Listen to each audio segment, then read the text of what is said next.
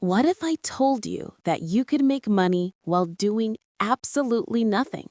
So I decided to test it. For the next 30 days, I tried 5 passive income ideas to see which one actually makes money in real life. And the results completely shocked me.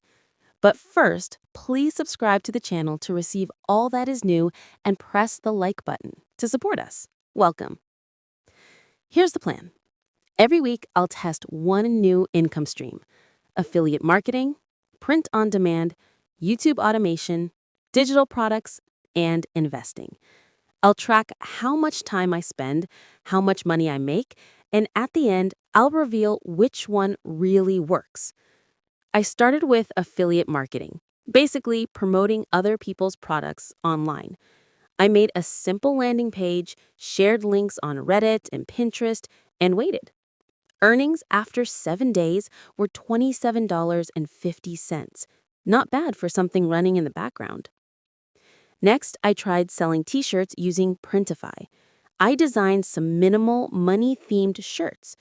After a few TikToks and posts, profit $61.20. But I realized this method needs constant marketing. It's not fully passive, at least not at the start. Then I tried faceless YouTube videos, like this one. Uploaded 2 finance videos, both under 10 minutes.